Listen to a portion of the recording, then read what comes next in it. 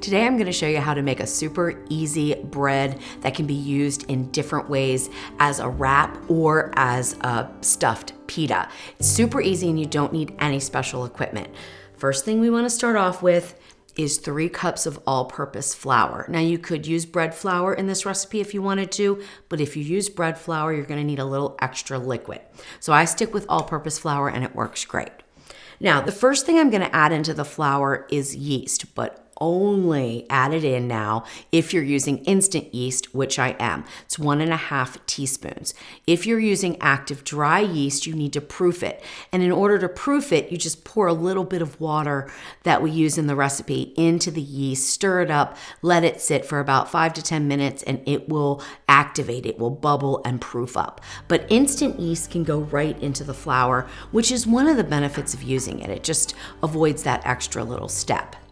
The next thing we're going to do is add in a little bit of the water. Now, when you're making bread and you have a liquid ingredient like warm water, or it could be milk or even melted butter, important thing to remember is let your flour do the talking. The recipe is a guideline. So although the recipe calls for 1.25 cups of warm water, I don't add it all in at once, and I may need more, I may need less. So let your flour do the talking. We'll go through that as the recipe progresses so that I can show you the texture that you want for this type of bread. Now this is warmed up to about 105 degrees, which is ideal to really get the yeast moving along and reproducing and rising our bread. Because this is a pita bread or a flatbread wrap, we don't need a whole lot of yeast. That's why we're only using 1.5 teaspoons. We don't need a whole lot. We don't want it to be super risen. It's not like a loaf of bread. So I start by just adding maybe half of it into the flour, and we're gonna start to hydrate the flour. So just move everything around. You can use a spatula, a wooden spoon, whatever you want. Or if you wanna make it really easy and you have a KitchenAid mixer, use your KitchenAid mixer with a dough hook. It's so easy. But because this is a simple bread, and I don't want people to have to feel like they need an appliance to make it, even though I'm gonna cook it in the Ninja Combi, you don't even need that to do this recipe. We're gonna just use a mixing bowl and a wooden spoon. Once the first part of the water is added in, now I'm gonna add in my salt. In this recipe, it wouldn't be a big deal if you added the salt and the yeast and the water all at once. It's not that big of a deal. But in some recipes, you want to avoid mixing the salt right in with the yeast because it can inhibit the yeast reproducing and rising your bread. This wouldn't be a big deal. But anyway, I'm using 1 teaspoon of fine grind sea salt or kosher salt. If you're gonna use table salt, you're gonna cut that back to about 3/4 of a teaspoon or so. All right, so now we'll mix the salt in, and you can see we have like a real crumbly, dry dough. It's not even really considered a dough at this point. So you just keep working it in. One thing that people make a big mistake with when they're making bread and they're not used to it is they add too much liquid all at once, end up with a really wet dough. Or they start kneading before they have fully hydrated their flour, and then they end up with a really dry dough. So we're not gonna do that today. We're gonna achieve perfection with this liquid. So now I'm gonna add in about another 1/4 cup or so. And we're just gonna keep mixing it around. And make sure you scrape the bottom of the bowl so that you get all the dry flour off of the bottom. Now we're starting to resemble a dough. At this point, I add in the olive oil. For this recipe, we're gonna use 1.5 tablespoons. And it can be any oil. If you don't have olive oil, you can use any neutral oil that you like, or the olive oil is fine. So 1.5 tablespoons.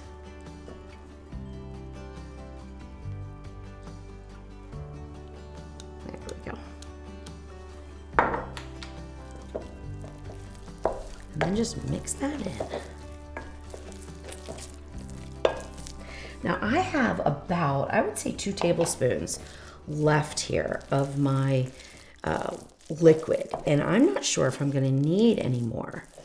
So right now, we're just gonna let this hydrate a little bit, and then I'm gonna transfer it to a baker's mat and start to knead it.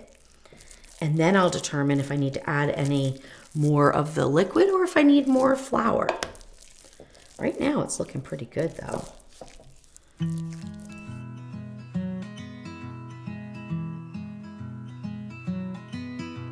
Now we're gonna start kneading our dough. So we wanna have a little bit of flour there available, and we will turn this out onto our flat surface. Now you don't have to have a fancy baker's mat like I do. You can use a clean countertop, a cutting board, anything that you have is fine. What I recommend is just sprinkling a little bit of flour over the top so that if your dough is really sticky, which I have a feeling mine is right now, you don't get it all stuck to your hands right away. Now we're gonna start to knead, and that's how we're gonna judge the texture of the dough. So to start to knead, you're gonna bring your dough in, fold it in, push it back away from you like that. Now, see how it's sticking? We don't need it that sticky. There are some doughs that we would want that sticky, but for this one, we don't need it that sticky. So I'm gonna go ahead and add a little bit more flour and continue to do the same thing. Push it forward, and now it's not sticking nearly as much as it was. So we're almost at the perfect texture. And that means that I can push it. It's very soft, little tacky, might be a little sticky in areas, but it's not coming off like it was in the beginning, okay? Now I can feel I could probably use just a little bit more flour, so I'm gonna add that in and then just continue this process. See, too sticky. As you knead it, you might feel like it goes from feeling kind of dry or maybe perfect to getting a little sticky. That's normal. Our flour is still hydrating, so it's still absorbing all that liquid that we added in. So we just keep kneading. There's no special technique for this at all. Just fold and press away from you. Too sticky. Add a little bit more flour. Now see, that's the funny thing about making dough is yesterday I made the same recipe and I used all 1 1/4 cups of the liquid. And that's why I say don't go strictly by the liquid amount in a recipe when you're making any kind of bread dough, because it will vary based on your flour, based on your environment. If your house is very humid, that will change things. So you want to go by feel and texture. And again, I'm feeling just like we're a little too sticky for what I want for this dough. So I've added probably a total of 2 more tablespoons of flour into this. Now we're getting to where I want to be. I want it to be a little bit sticky, but not like totally coming off on my hands. All right, a little more flour and I think we'll be right where I want this dough to be. Then we're gonna get it into the Ninja Combi to proof. It'll proof for 45 minutes or until it doubles in size. Now I happen to know that it's gonna take 45 minutes at 95 degrees Fahrenheit in the Ninja Combi, but if you're gonna proof it on the countertop, it could take an hour, hour and a half. You just want it to double in size. And look, we're sticking still just a little bit too much. Let me get some of this flour over here, and I may have to get a little more flour. Because again, I want it to be tacky, which it kind of is. So I think we're good. I think this is a good texture here. So I'm pretty happy with that. If you added a little bit more flour, it would not be the end of the world in this recipe. So if you feel like it's too sticky, you can certainly add a little bit more flour at this point. But I think that's gonna be good. All right, now we're gonna oil it and we're gonna get it into the combi to proof. And I just sort of spritz it a little bit. And that's gonna help it not stick to your hands too. So spritz it on both sides. Form it into a ball like that. And that is mostly so you can judge that it has doubled in size. And now we'll get it into the combi. When you're proofing with the Ninja Combi, you can proof directly in this bottom pan, or you could proof in a bowl above it. It doesn't really matter. And I'm just gonna do it right there. We will select the proof mode, which you need your little lever up for that. Select proof. We're gonna go to 95 degrees Fahrenheit, and it's 45 minutes or until it doubles in size. The 45 minutes of proofing is done, and now we can take a look at our dough. And look at that beauty. It has definitely doubled in size. You can turn the combi off right now.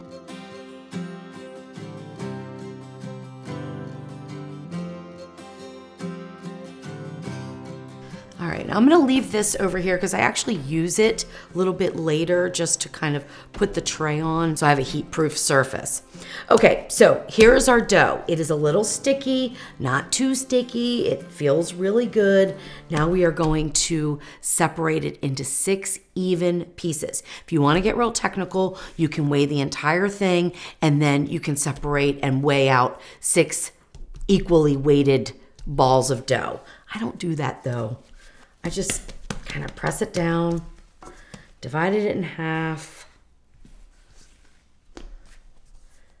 and then divide each one in thirds the best I can, just like that. And then I'll just take a peek at them, like roll them into a little ball and just kind of take a peek and see if they're about the same size. And these all look good. Give or take a few grams, it's not gonna make any difference, so I'm not gonna weigh them. Okay, so now let's talk about size and thickness because we want to start to roll these out. We want to roll them about an inch bigger than what you want them to be when you serve them, okay? So I'm aiming for about 8 inches, so I'm going to roll them out to about 9 inches in diameter. And you can use flour to do this. In fact, you're going to need to because it is sticky and it's going to stick to your rolling pin. However, the way that you do the flour is that you put it down on the mat here and on the top. We're not gonna work it in like kneading it in. That's gonna dry out the dough too much. And we want this dough to have a little bit of moisture because it steams and that's what puffs, that's what separates the two halves, that's what makes the pita bread, if you're gonna split it in half. Okay, here we go. So now we're gonna roll it out with a rolling pin about 9 inches in diameter.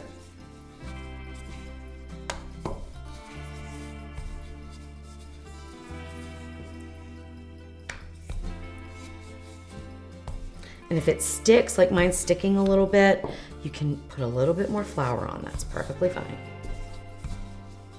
All right, now you see as I roll it, it kind of shrinks back. That's totally normal. That's why we're gonna go to about 9 inches to get an 8-inch round, because it's gonna shrink back.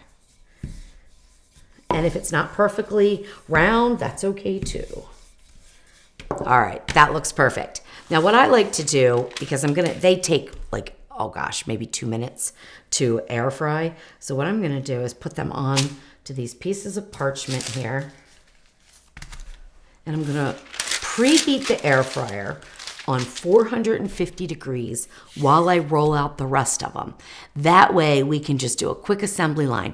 You're only gonna air fry one at a time because they're gonna fill up the tray and they need to puff up, be flipped, and then they come out and we put them into a tea towel to steam. And I'll talk about that in a minute.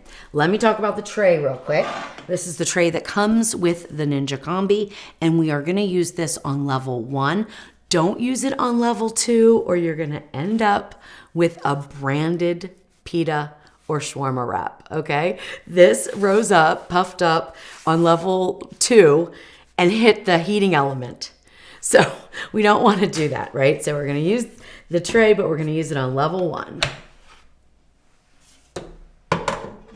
And make sure that when you're preheating, you preheat with the tray inside the combi. That is super important. If you're baking these in the oven, you want your tray in the oven. The tray needs to be hot as well, because again, this is a very quick process. We need that bread to start to steam so it puffs open and separates in 2 pieces so that we can open it up into a pita. Now for air fry, the lever is gonna be down. We're gonna go all the way up to 450 degrees and we're gonna hit start. I'm gonna put 25 minutes on here. Preheating for about 10 minutes is a good idea. That's about what time it's gonna take me to roll out the rest of these, so the timing should work out perfectly.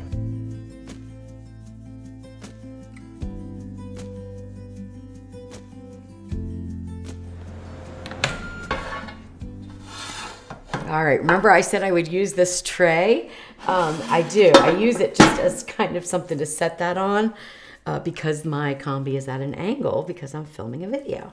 All right, now we put that on just like that. Dry pan, no oil, nothing like that is needed.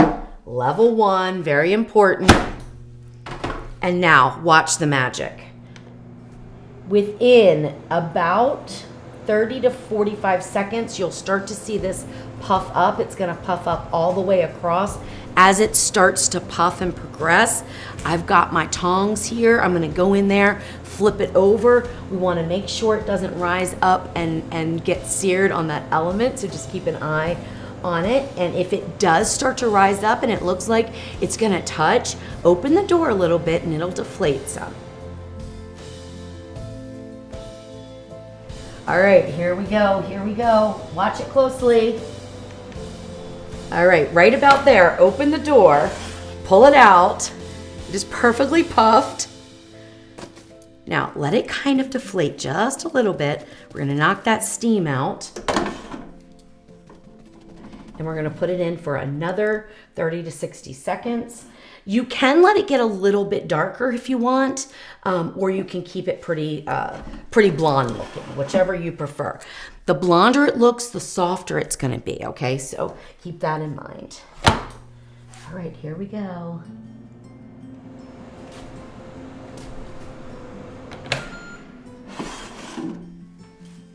All right, we don't want it to touch. I'm just gonna let that sit there just for a minute. That looks perfect though, absolutely perfect. See how fast they cook? All right, now, remember I said we're gonna put them into a tea towel. The reason why we're doing that is because we want the steam to soften the outside. Right now, they're a little bit on the hard side, so we want them to soften up, and they will if we let them steam. So just pull it out. Put it down, put this back in, and wrap it just like this. And set it to the side, close the door. We can go right in with the next one. You don't need to let it preheat. I'm just gonna move this out of the way. So I'm gonna take this down, open it up, pull the tray out, and repeat the process. If it bunches up on you, just kind of spread it out.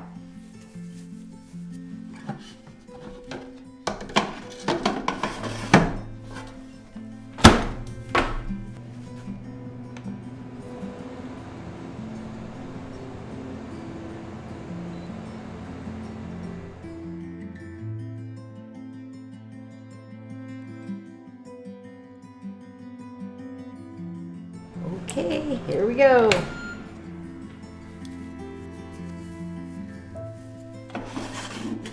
I'm gonna do this without the pan this time because it's just gonna be a little bit quicker.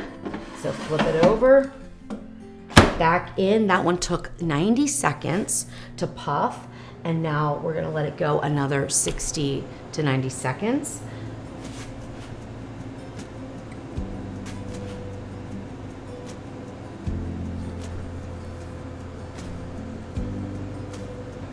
All right, 30 seconds in, it was really puffing up. So I'm going to give it a second to kind of deflate a little bit and see. We could be done even by this time. Looks good. So we'll pull that out. Close this up. We're going to get the next one. And you see, we just keep repeating the process until they're all cooked.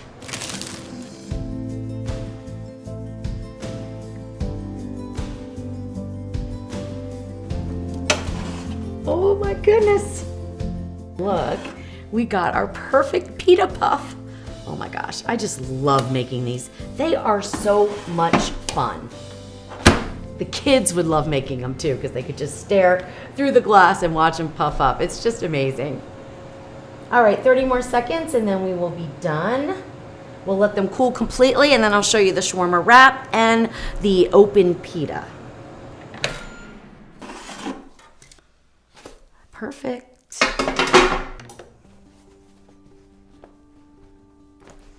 All right, so our pita AKA shawarma bread, has finished cooling, and now I'm gonna show you how to open it up to make a pita sandwich. I've got some tuna fish and some cucumbers and some peppers and a little bit of lettuce. You can put tomato in. I mean, you can stuff your sandwich any which way you want. If you wanna turn this into a pita pocket, which is where we open up the bread and get that nice pocket that we stuff, you cut it in half. And then look at that. Isn't that amazing? I always wondered, you know, when my mom used to buy these from the store, I always wondered, how did they get that to happen? It is lower heat, upper heat. That's why the air fryer on the Combi works so well, because that tray is super hot. All right, so now we can just stuff it with whatever we want, and I think you get the idea. You stuff in your vegetables, then whatever type of lunch meat, or in this case, I'm gonna use tuna fish.